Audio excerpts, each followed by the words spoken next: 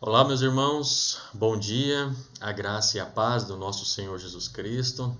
Sejam todos bem-vindos, queridos alunos, convidados, sejam todos bem-vindos à nossa lição de número 12 da nossa EBD, de um total de 13 aulas. Nós estamos estudando sobre a graça de Deus e essas lições têm nos servido para lembrarmos que a graça é um maravilhoso presente de um Deus perfeitamente santo e justo.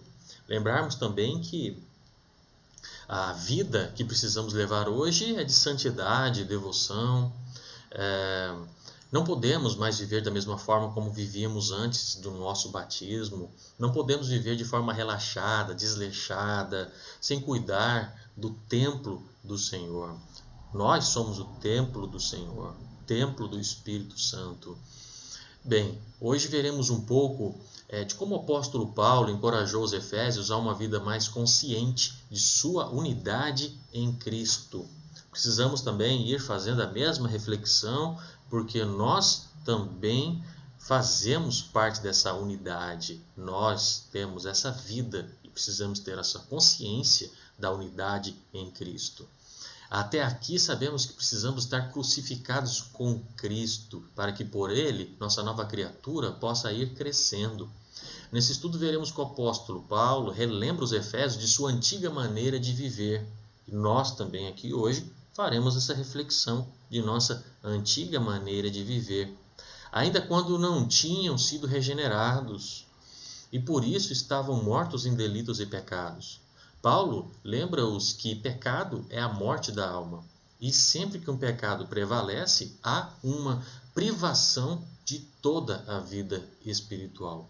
Nossas lições têm nos recomendado a vivermos separados para Deus, pois estamos unidos nele, enxertados nele. Quando nos comportamos como homens do mundo, somos por natureza escravos do pecado e de Satanás. Hoje nosso tema será ser cristão é estar com Cristo. Ser cristão é estar com Cristo. E nesse texto de estudo, nosso texto de estudo hoje que faremos, está em Efésios 2, de 1 a 10. Nosso texto hoje, então, estará para refletirmos o nosso tema do capítulo 2 de Efésios, versículo de 1 até o versículo 10. Então, abra a sua Bíblia e vamos ao texto. Eu vou ler aqui na versão NVT, nova versão transformadora, ok? Efésios 2, de 1 a 10, vamos lá? Vocês estavam mortos por causa de sua desobediência e de seus muitos pecados, nos quais costumavam viver como o resto do mundo, obedecendo ao comandante dos poderes do mundo invisível. Ele é o espírito que opera no coração dos que se recusam a obedecer. Todos nós vivíamos desse modo, seguindo os desejos ardentes e as inclinações de nossa natureza humana. Éramos, por natureza, merecedores da ira como os demais. Mas Deus é tão rico em misericórdia e nos amou tanto que, embora estivéssemos mortos por causa de nossos pecados, Ele nos deu vida juntamente com Cristo. É pela graça que vocês são salvos, pois Ele nos ressuscitou com Cristo e nos fez sentar com Ele nos domínios celestiais, porque agora estamos em Cristo Jesus. Portanto, nas eras futuras, Deus poderá apontar-nos como exemplos da riqueza insuperável de sua graça, revelada na bondade que Ele demonstrou por nós em Cristo Jesus. Vocês são salvos pela graça, por meio da fé. Isso não vem de vocês, é uma dádiva de Deus. Não é uma recompensa pela prática de boas obras, para que ninguém venha se orgulhar. Pois somos obra-prima de Deus, criados em Cristo Jesus, a fim de realizar as boas obras que Ele de antemão planejou para nós. E antes de darmos início ao estudo, gostaria apenas de fazer aqui uma breve lembrança de alguns pontos sobre essa carta. carta circular do apóstolo Paulo. Ela foi escrita para circular entre as igrejas da Ásia Menor, a atual Turquia hoje. Dentre elas, algumas dessas igrejas que estavam na Ásia, Éfeso, Tiatira, Pérgamo, Sardes, Filadélfia, algumas outras mais. Uma carta do apóstolo Paulo, essa de Efésios, escrita que contém muita coisa comum e de interesse para todos os cristãos dessa igreja, sejam eles da Ásia daquele tempo ou nós que estamos hoje aqui no Ocidente, 2000 anos depois. Espero que esse estudo de hoje, breve estudo, ajude-nos a refletir sobre a consciência de nossa unidade em Cristo, pois somos sua igreja, somos o seu corpo. Depois desse breve comentário sobre a carta aos Efésios e após nossa leitura dos versículos, faremos um comentário aqui dos 3 primeiros versículos e depois iremos aprofundar um pouco mais nos versículos restantes, aqueles que vão do 4 ao 10. Então deixe sua Bíblia aberta, vá acompanhando a leitura e os comentários sobre os versículos, porque hoje a gente vai fazer uma coisa diferente. A gente vai fazer aí um exercício de reflexão sobre as Escrituras. Vamos ir refletindo, deixa a Bíblia aberta, vou falar aqui ao número do versículo, a frase que nós vamos trabalhar e assim por diante. Então, dos versículos de 1 a 3, nós vamos destacar agora algumas frases de 2 versículos, do versículo 1 e do versículo 3. Então, no versículo 1, eu destaco aqui mortos em ofensas e pecados, do versículo 1 do capítulo 2 de Efésios. Mortos em ofensas e pecados. E o versículo 3, eu destaco aqui nele, fazendo a vontade da carne. Fazendo a vontade da carne. Então, essa primeira frase faz a gente lembrar que as almas não regeneradas estão mortas em ofensas e pecados. Por quê? O pecado é a morte da alma. Sem Cristo, o pecador está morto, ou seja, não existe força espiritual, está separado de Deus. A lei diz que um pecador é uma pessoa morta, sem vida, sem esperança. Na segunda frase, na segunda sentença aí que a gente coloca, Paulo quer nos lembrar que um dia o desejo teve força o bastante para manipular nossa inteligência. O desejo manipulando nossa inteligência, fazendo-nos escravos do pecado, pois uma vez que a gente cede ao desejo pecaminoso em nossa mente, o pecado é consumado e a ira e a justiça de Deus devem ser aplacadas, devem ser satisfeitas. Lembremos-nos aqui, meus irmãos, que sem o Espírito Santo é impossível deixar de satisfazer os desejos da carne, ou seja, haverá sempre uma manipulação de nossa inteligência por parte dos desejos. Então, nós poderíamos aqui continuar o nosso estudo sobre essas expressões, sobre esses 3 versículos, mas vamos passar agora para os outros versículos, isso porque não temos tempo hábil para trabalharmos bastante. Então, a partir do 4:10, veremos que quando estamos com Cristo, ocorre uma mudança em nós. A partir do 4, então, até o 10, vamos ver que quando estamos em Cristo, ocorre uma mudança em nós. Bem como houve naquela região, aqueles irmãos que o apóstolo havia pregado o evangelho. E esses que a gente chama de Efésios, houve uma mudança com eles. Bem, nos versículos de 4 a 10, então, o apóstolo começa o seu relato da gloriosa mudança que ocorreu neles, nos Efésios, pela graça transformadora. Vamos observar 3 pontos a respeito desses versículos. 3 pontos. Então, quais são esses 3 pontos que nós vamos trabalhar hoje? O primeiro ponto é por quem e de que forma ocorreu essa mudança gloriosa, essa mudança pela graça transformadora. Por quem e de que forma? O segundo ponto é Como constituiu essa mudança dos Efésios? Vamos ver isso. Como que constituiu? Terceiro ponto, a grande intenção e alvo de Deus em produzir e realizar essa grande mudança. A grande intenção e alvo de Deus em produzir e realizar essa grande mudança. Então vamos lá, vamos começar com o nosso primeiro ponto e vejamos então por quem e de que forma foi realizada. A mudança gloriosa vista de forma negativa.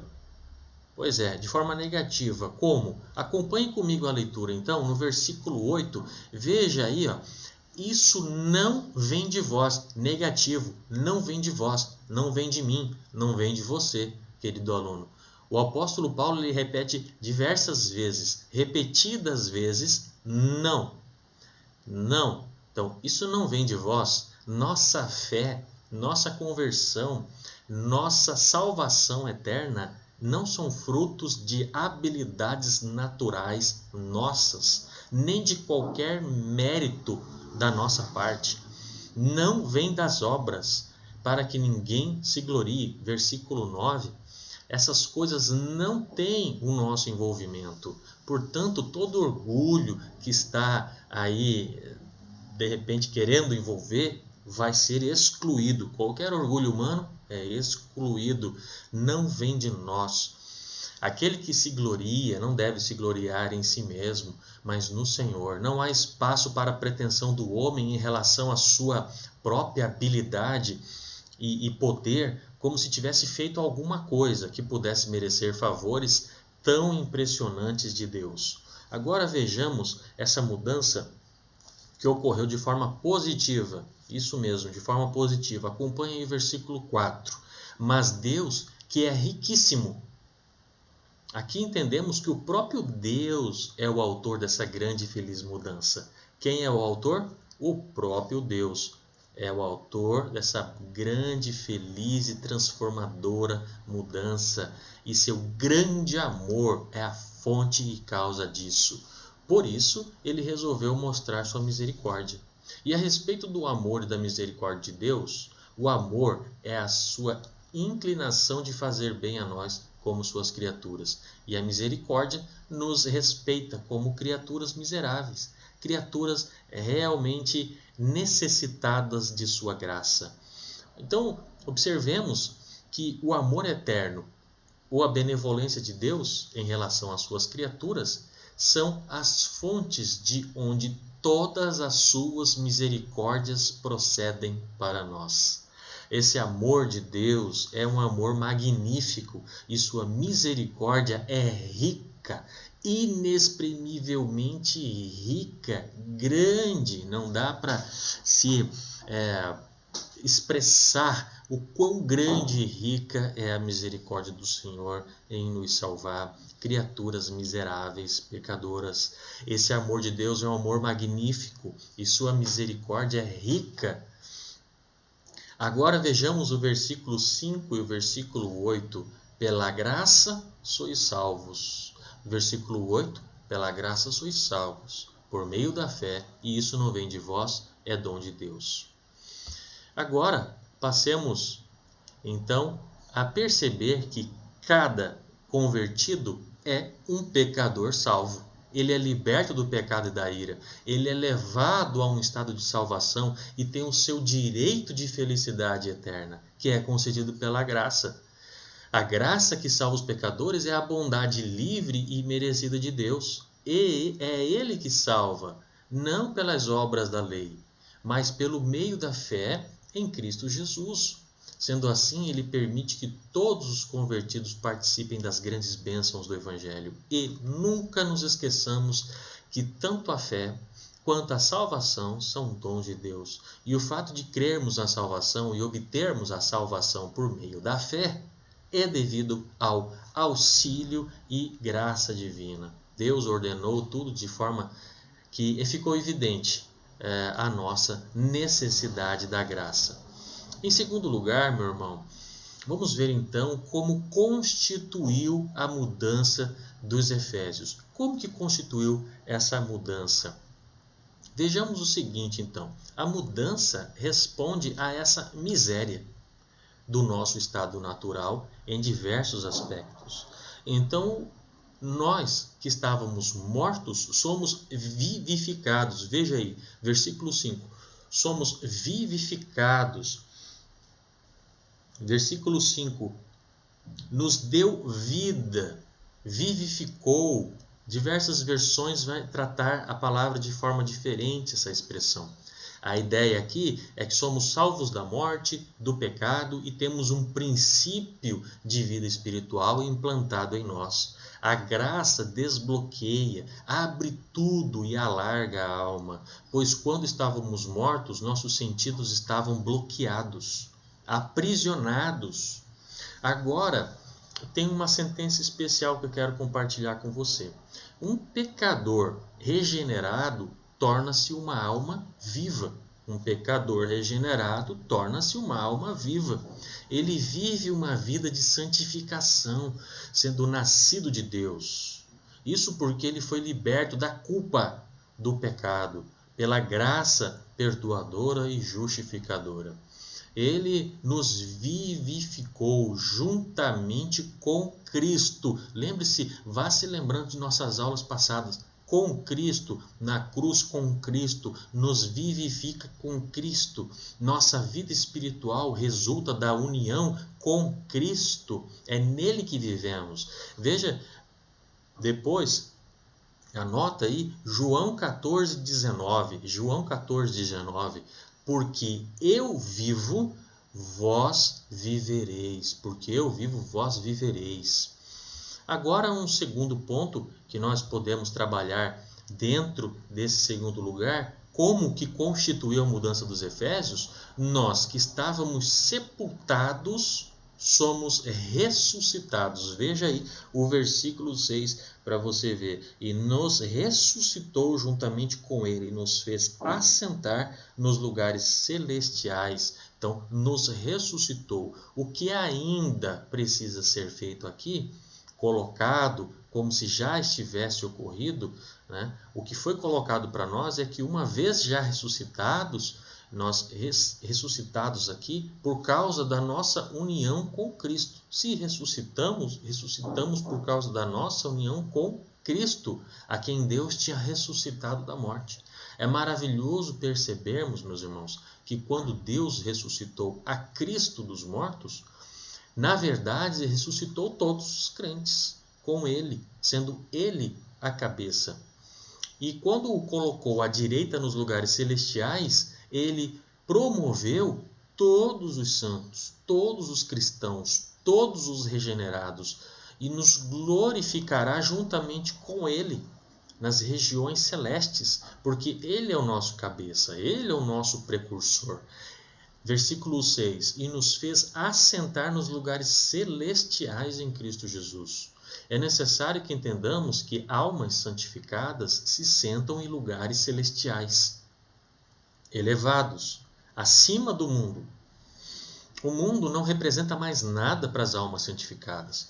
Os santos não são cidadãos honorários do reino de Cristo somente, mas são assessores do Senhor, não somente cidadãos, nós somos assessores. Pelo auxílio da sua graça, nós fomos elevados com ele acima deste mundo para interagir com outro mundo. E eles, os Efésios e nós, estamos constantemente em uma expectativa acerca deste outro mundo. É isso que está trazendo aqui dentro desse versículo. Nós e eles estávamos como quem? Constantemente criando expectativa acerca deste outro mundo. Agora eu te faço uma pergunta, querido aluno e visitante ou visitante. Você vive assim? Nessa expectativa desse outro mundo, da cidade celestial, da Nova Jerusalém, essa expectativa? Com o auxílio da graça?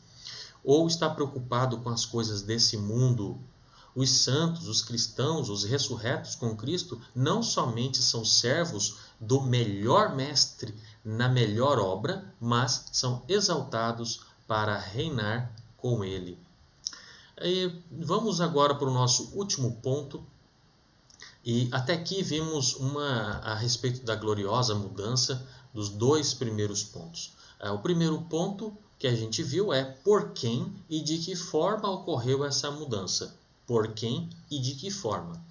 Segundo ponto, nós acabamos de ver e nós vimos como constituiu a mudança dos Efésios. Agora, em terceiro lugar, vamos ver qual é o grande intento e alvo de Deus em produzir e realizar essa mudança. Então, o primeiro grande intento e alvo é em relação aos outros, não a nós mesmos. Primeiro, com os outros, para mostrar nos séculos vindouros. Veja aí, versículo 7. Para mostrar nos séculos vindouros o quê? Para dar um exemplo e prova de sua grande bondade e misericórdia para o encorajamento dos pecadores nos tempos futuros, eu e você. Para mostrar nos séculos futuros, nós hoje, para ver a grande bondade, a grande misericórdia e encorajar pecadores. Nós somos encorajados assim para vivermos dessa forma. Observe então o seguinte: a bondade de Deus em converter e salvar pecadores no passado é um encorajamento para outros no futuro, para que também aguardem na sua graça e misericórdia e recorram a ela. Nós devemos recorrer à graça do Senhor. Os pobres pecadores, nós, deveríamos sentir grandemente encorajados, deveríamos nos sentir grandemente encorajados nesse desígnio de Deus. O que poderemos esperar de tamanha graça e bondade e das abundantes riquezas da graça a que essa mudança se deve? Todos os favores e bênçãos em Cristo Jesus, por meio de quem Deus se mostra. É isso que todos nós podemos esperar de tamanha graça e bondade, das abundantes riquezas da graça. Essa mudança, então, em Cristo Jesus, no qual temos favores e bênçãos imerecidas. Com respeito a nós, pecadores regenerados, veja versículo 10. O versículo 10. Porque somos feitura sua, criado em Cristo Jesus para boas obras. Porque somos feitura sua, criados em Cristo Jesus para boas obras. Parece que tudo vem da graça, porque todas as nossas vantagens espirituais são de Deus. Perceba, somos feituras sua. O novo homem é uma nova criatura e Deus é o seu Criador. É um novo nascimento e nascemos da sua vontade em Cristo Jesus. Ou seja, por causa do que ele fez e sofreu e pela influência e operação do seu bendito Espírito. Agora veja o restante do versículo 10. Nascemos para boas obras. Para as boas obras. O apóstolo anteriormente atribuiu essa mudança à graça divina e não às obras. Mas para que eles não entendessem que estava desencorajando as boas obras, ele observa aqui que, embora a mudança não deva ser atribuída ao esforço humano, porque somos feitura de Deus, então Deus, em sua nova criação, nos designou e preparou para as boas obras. Fomos criados em Cristo Jesus para as boas obras, com a intenção de sermos produtivos nelas. Onde quer que Deus, pela sua graça, implanta bons princípios, eles são destinados para boas obras, as quais Deus preparou, isto é, decretou, estabeleceu.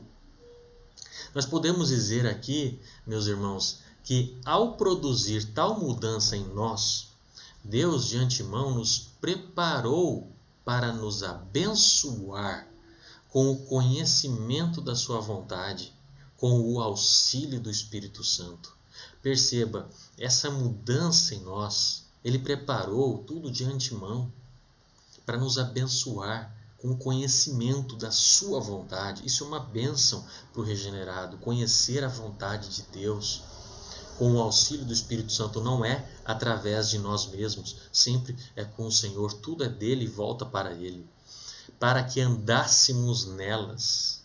Se fazemos hoje boas obras, se fazemos é porque o Senhor preparou para que andássemos nelas. É o Senhor que fez isso acontecer, para que glorificássemos a Deus por uma conversão exemplar e por uma perseverança na santidade.